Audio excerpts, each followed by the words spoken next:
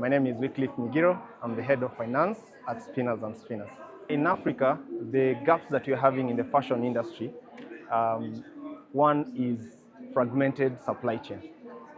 This is to mean that if you look from the raw material all the way to the finished goods, we've not been able to invest in the capability for us to do that end to end. But we've seen that happening progressively. And if I take an example of us as Spinners and Spinners, these are capabilities we're investing progressively.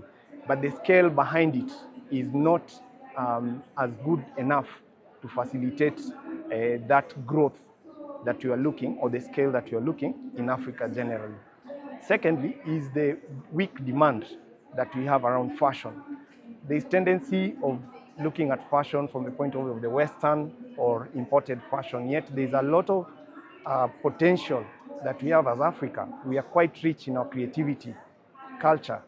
I mean, look at all the countries that we have, a lot of diversity that we have.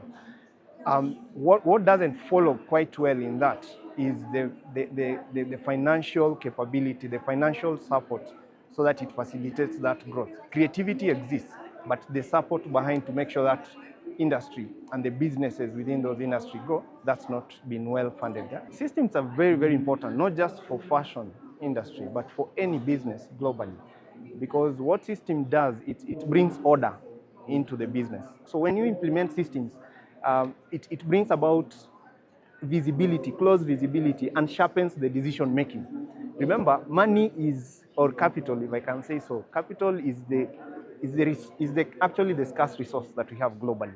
And Africa, for that reason, it's also scarce. So us being able to match that and bringing systems in place that will enable us to sharpen our decisions to ensure that where we are allocating our capital is generating fast returns to the business and the owners. Yeah.